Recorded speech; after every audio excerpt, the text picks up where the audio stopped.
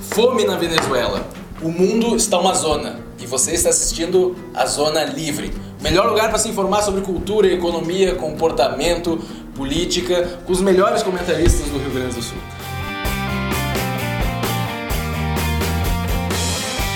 Bom, o problema da fome na Venezuela assola esse país há anos. Mas agora, essa semana, o New York Times largou uma reportagem que eles passaram 5 meses acompanhando o cotidiano dos hospitais lá, de alguns dos hospitais. Falaram com médicos, etc. e descobriram que é uma situação calamitosa. É um recorde de desnutrição das crianças venezuelanas. E aí, Fred, o que a gente pode constatar dessa situação? Eu acho que a Venezuela, na verdade, ela está sentindo basicamente um sintoma de um problema muito maior, né? A Venezuela ela sempre foi muito dependente das exportações de petróleo e de importações de bens da ordem mais básica, né? E desde que o Chávez iniciou e a continuidade da política de Maduro de restrição à importação, restrição ao dólar, tentar produzir as questões localmente, estatização dos meios de produção local, dificultando acesso à matéria-prima, a economia da Venezuela descambou. Né? Nada mais é do que os sintomas do socialismo bolivariano, da revolução, que pretendia dar tudo a todos e que fracassou. Eu acho que esse ponto é importante. A Venezuela destruiu o sistema livre de preços. Quando tu destrói o sistema livre de preços, simplesmente tu desorganiza os agentes econômicos. Eles não sabem o que produzir, eles não sabem o que está faltando, eles não sabem o que comprar. Então a indústria da Venezuela entrou em colapso completo. Eles não sabem o que precisam fazer, falta papel higiênico. Eles não sabem se tem que plantar, eles não sabem... Enfim, eles não conseguem organizar a produção. Quando tu tem um sistema onde se sai da premissa básica que um poder central é capaz de dizer o que deve ser produzido e o que as pessoas podem comprar, tu tem o colapso completo. Tabelamento de preços, os bens básicos da população que são tabelados para o quanto cada um pode consumir, né? Estão caminhando para as doletas cubanas, né? É um fracasso completo. Né? E tu, Bruno Amigo? Eu concordo, isso é importante frisar, porque algumas pessoas podem achar que é má vontade, né? Quer dizer, o governo Chávez, ou aliás o Maduro, diz isso é um complô dos empresários malvados, né? Mas como o Camilo colocou, ainda que se admita que os servidores públicos eles estão de boa fé e com muita energia para tentar fazer a economia funcionar, eles não vão conseguir. Esse conhecimento, o conhecimento do que é necessário, ele está disperso na sociedade, e na ausência do valor do preço, tu não tem o estímulo para passar a investir em uma determinada área, né, para suprir aquilo. Mas o que mais me chama a atenção no caso da Venezuela, concordando com tudo que vocês dizem, chamando para a realidade do Brasil, como mais uma vez a gente vê a narrativa de que isso que está acontecendo na Venezuela não é o verdadeiro socialismo. Isso se repete, isso se falou da União Soviética, se falou de Cuba. E tem partidos de esquerda no Brasil que segue dando apoio à Revolução Popular, né? Como se isso estivesse dando qualquer tipo de benefício para as camadas mais pobres, que são justamente os que mais sofrem. Né? Agora eu chamo a atenção para uma mudança que acontece nessa discussão, em que hoje em dia, para a maioria das pessoas que não têm profundidade e técnica e estudo em política, eles de fato não veem a União Soviética, Cuba ou o exemplo venezuelano como uma espécie de socialismo, de fato. Porque o socialismo hoje ele é muito mais associado a uma ideia de solidariedade do que uma ideia de estatização do meio de produção e intervenção, com certeza. Ainda hoje, 2017, eu não acredito mais nisso. Sim. Não, acho que é isso que ainda... Um socialista típico que não é estudado, não estou falando dos políticos que estão na mão na massa no PSOL ou no PT, eu estou falando naqueles que votam. Eu acho que a única coisa que prende uma pessoa a achar que o socialismo é bondade é a ignorância de não conhecer os fatos. Porque não existe... Claro. Mas eu acho que é justamente dessa ignorância que ele está falando, né? Daquela pessoa que não entende de fato o que é a ideologia socialista ou o que é a ideologia comunista, que são faces de uma mesma moeda autoritária. O socialismo ainda consegue vender aquela imagem de social, de igualdade. As pessoas que têm uma natural aversão ao sistema capitalista, vendo isso como a mercantilização do ser humano, a ausência da dignidade, porque algumas pessoas têm de berço mais condições e outras não, e veem nisso uma extrema injustiça, se veem socialistas, ainda que eles não concordem expressamente com a ideia de estatização de meios de produção e etc. Aqui a gente está sendo vítima, a população, a sociedade é vítima do desconhecimento sobre o que é o socialismo, e os partidos de esquerda se aproveitam desse Mas então, eu queria trazer um ponto diferente para o debate, sem entrar no mérito das pessoas terem conhecimento ou desconhecimento do que é o socialismo. O fato é que as crianças estão morrendo de fome, né? Que as pessoas procuram comida no lixo, e que a Venezuela é uma das cidades, Caracas é uma das cidades mais, top 10 mais violentas do mundo. Mais violenta, né? Se não me engano, é a capital mais violenta do mundo.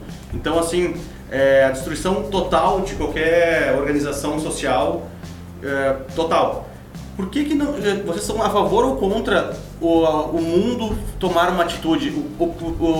A Venezuela tem que ser autônoma até para matar as crianças? Ninguém tem que intervir lá, não tem que ter uma questão, é a grande questão. Eu acho que isso é uma questão. A gente questão bem relevante. Qual que é a saída da Venezuela, né? O Maduro está proibindo os opositores, os partidos de oposição, de concorrer na eleição geral que vai acontecer em 2018, a eleição presidencial. Então veja bem, quem não concorda com o regime do Maduro não vai poder concorrer pelas vias democráticas. Os tribunais estão tomados de partidários do Maduro.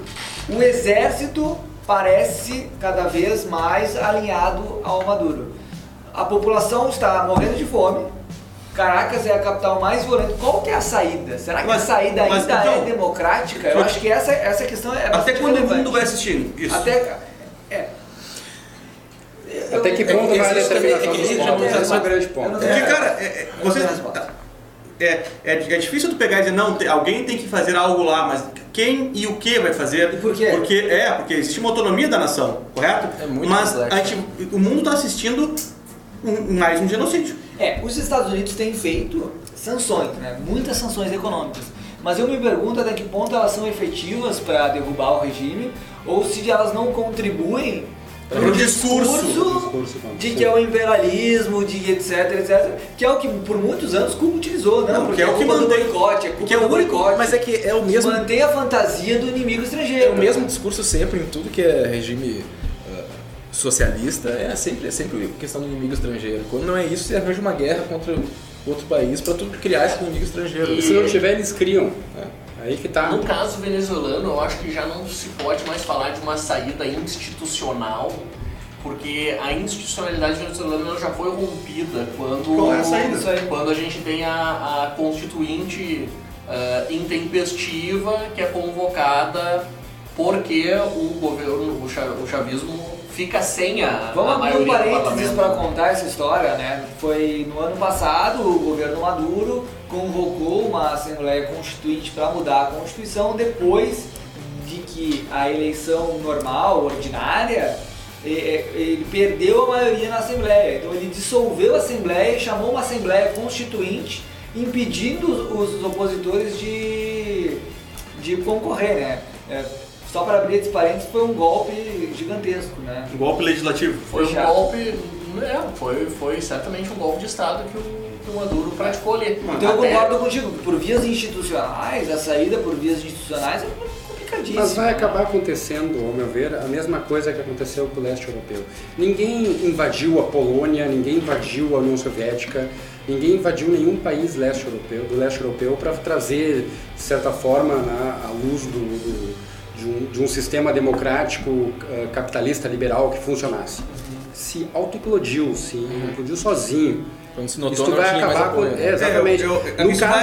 Isso vai acontecer, mas o problema é essa matéria do New York Times parece uma foto de uma criança no caixão, tá?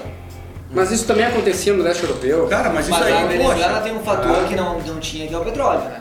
Mas aí que tá, é que assim, a Venezuela, a grande aventura do Chávez começou justamente quando a commodity de petróleo estava lá em cima.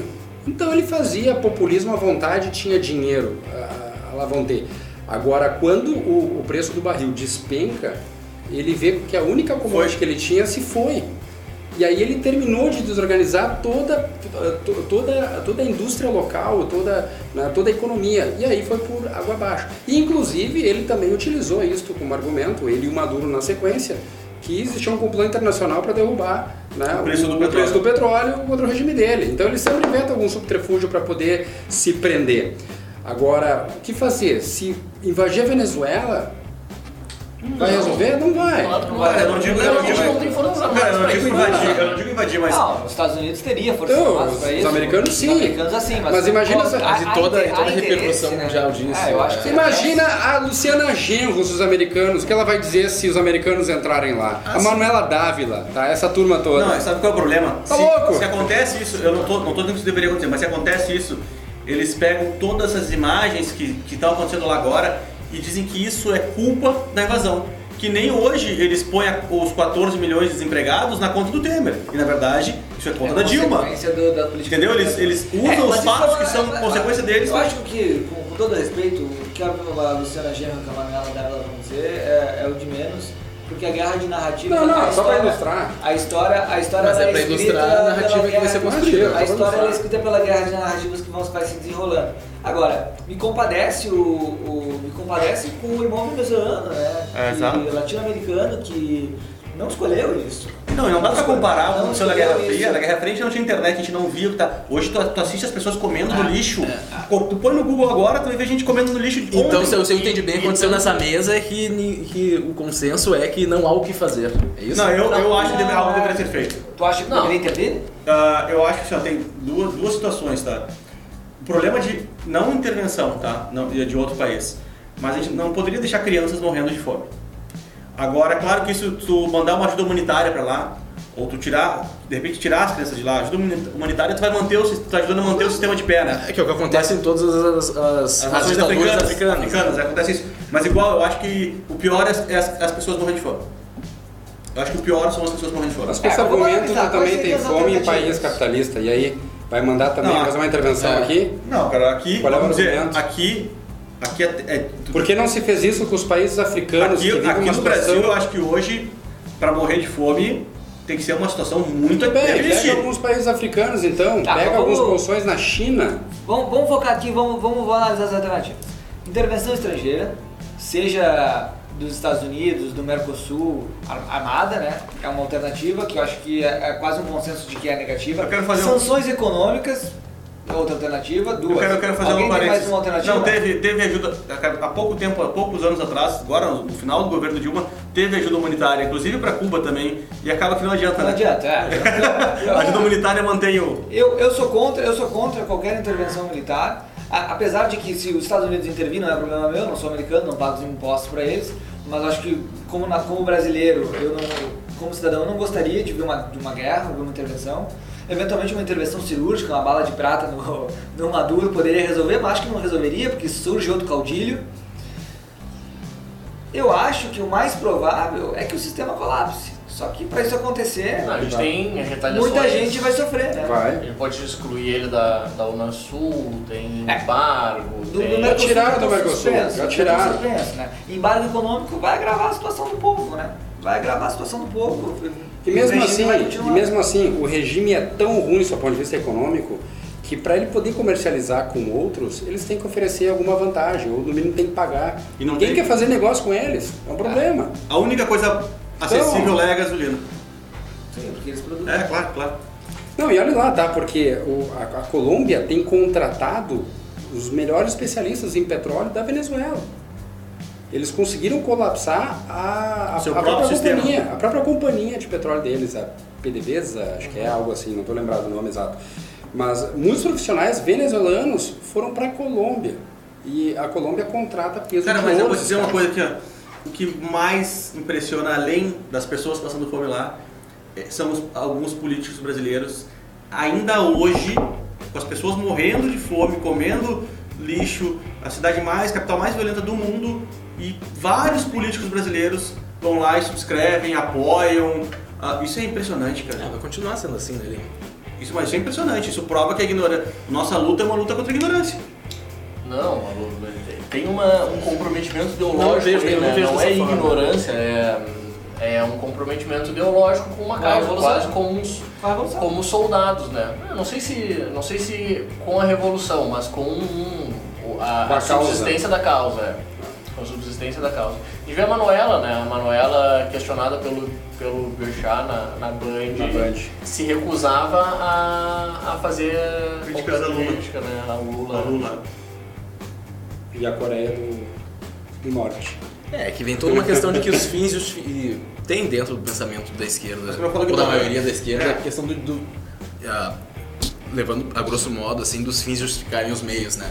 Só que desse ponto de vista, com certeza absoluta, até pela doutrina marxista, ver o Estado como uma superestrutura a serviço do capital, e daí, nesse caso, a corrupção que lesa esse Estado, ela não é imoral se é por uma causa, né? Esse é um raciocínio imoral, na minha opinião, mas ele tem início, meio e fim. Quando a gente pensa no uso do Estado para esses fins ideológicos, quando pessoas estão passando fome e morrendo, quer dizer, eles se veem no espelho com a própria contradição de mover engrenagens para salvar pessoas que eles estão matando agora de fome, e mesmo assim eles não... Mas o raciocínio não passa por isso, eu acho, né? O raciocínio das pessoas que estão com a mão no poder e que estão passando por esse ciclo, eu acho que... Acredito que não esteja com essa clareza de que por que eu estou intervindo na economia, por que eu estou aumentando o Estado, por que eu estou burocratizando demais, tá tendo as consequências econômicas na vida diretamente das pessoas. Nesse grau de compreensão, acredito que não seja. Mas no grau da Venezuela, eu acho que eles têm que ter esse grau de compreensão, porque eles substituíram um sistema capitalista de compadrio brasileiro por um agora mais estatizado. Não ofende o sistema capitalista, por favor. Não faz isso. Não, se a gente vê um sistema capitalista, eu elogiava, mas o problema é que esse capitalismo de compadrio é quase um socialismo de compadrio. Bom. Socialismo então, mas não capitalismo. Capitalismo não pode ser de compadrio, é uma contradição em si. Bom, esse foi o primeiro bloco do programa Zona Livre e acessa a playlist aí que tem mais assuntos que rolaram aí essa semana que a gente quer falar contigo.